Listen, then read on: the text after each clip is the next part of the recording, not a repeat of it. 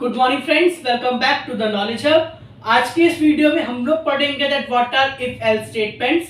इससे पहले वाली वीडियोस में हम लोगों ने पढ़ा हुआ है that what are statements and what are if statements. So अगर आपने हमारी पहले वाली वीडियोस नहीं देखी है so please go and watch our videos.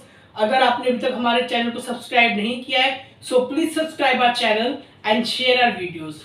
So starting with the today's lecture that is about if else statements, that is about your if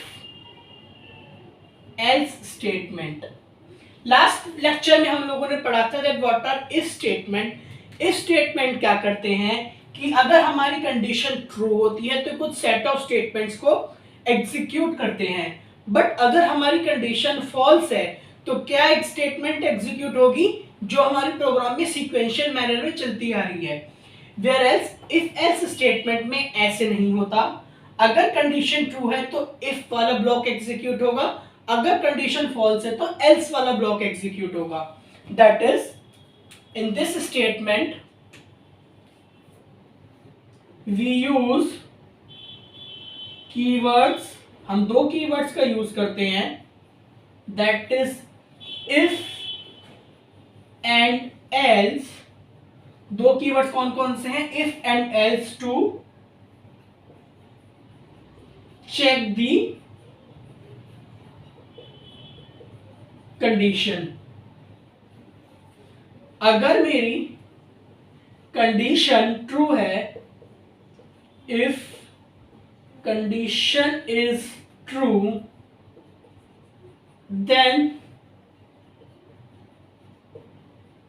statements under if condition is true then statements under if block will be executed। अगर मेरी condition true है तो जो if block के अंदर मैंने statements लिखी हैं वो एग्जीक्यूट होंगी, बट अगर मेरी कंडीशन फॉल्स है, अगर मेरी कंडीशन फॉल्स है तो जो एल्स ब्लॉक के अंदर मैंने स्टेटमेंट लिखी है वो एग्जीक्यूट होगी। That is if condition is false, if condition is false then statements under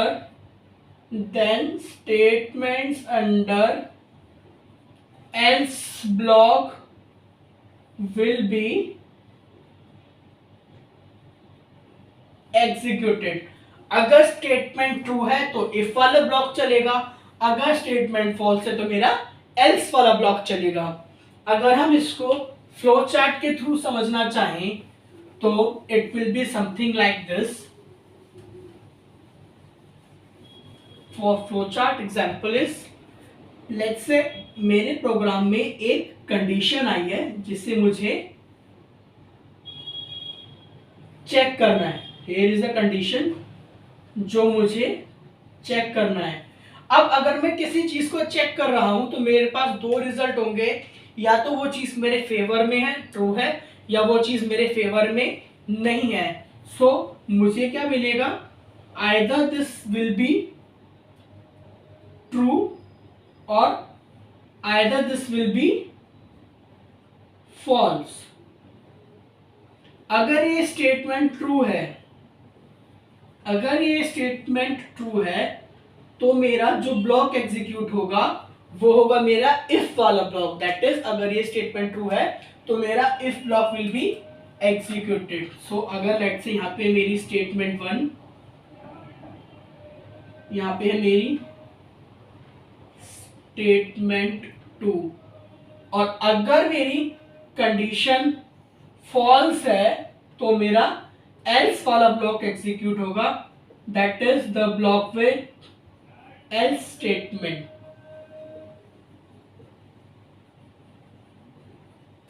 this is the if block and this is the L's block. और जब दोनों में से कोई ना कोई एक ब्लॉक एग्जीक्यूट होगा तो हम सीक्वेंशियल मैनर में अपने प्रोग्राम की तरफ मूव ऑन करेंगे। नाउ अगर हम बात करें कि इस चीज को हम सिंटैक्स में या लैंग्वेज में कैसे लिखेंगे, so this syntax is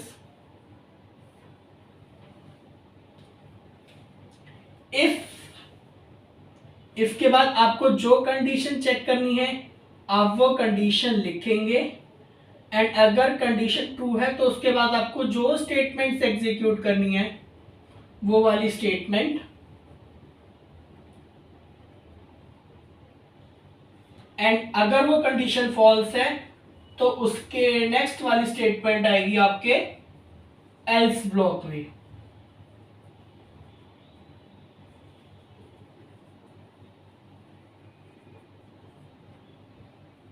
this is the syntax.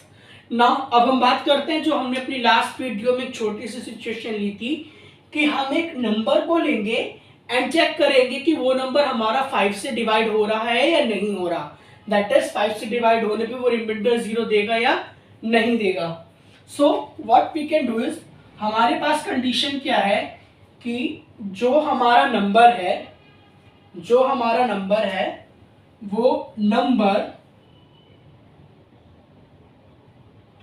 5 से डिवाइड होने पे हमें रिमाइंडर क्या देगा, 0। वो नंबर 5 से डिवाइड होने पे हमें क्या देगा, रिमाइंडर 0।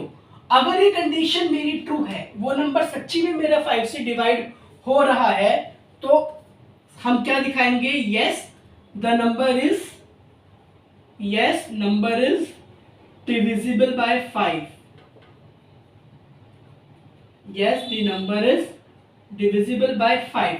बट अगर वो नंबर मेरा 5 से डिवाइड नहीं हो रहा है तो वो जाएगा मेरा एल्स ब्लॉक में, और क्या स्टेटमेंट हो जाएगी, know the number is not divisible, know the number is not divisible by 5।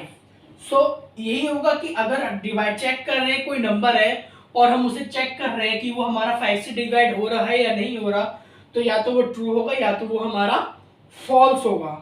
So what are we going to write in a program is, that is हम उसको किस तरीके से लिखेंगे अपने प्रोग्राम में, वो कंडीशन इस तरीके से लिखी जाएगी, if number divided by 5 gives you remainder 0, if number divided by 5 gives you remainder 0, so you will print slash n yes.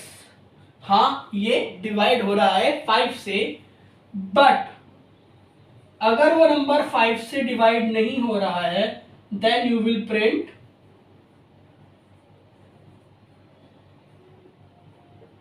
No, वो नंबर हमारा 5 से डिवाइड नहीं हो रहा है। So this is what about if else statement is, जो हमने आज सीखा कि इफ एल्स स्टेटमेंट में इफ और एल्स दो कीवर्ड्स यूज होते हैं, जहां पर इफ के साथ हम कंडीशन लिखते हैं। अगर हमारी कंडीशन ट्रू है तो इफ वाला ब्लॉक एग्जीक्यूट होता है, अगर हमारी कंडीशन फॉल्स है तो एल्स वाला ब्लॉक एग्जीक्यूट होता है। That is what we have done is we have seen use of keywords,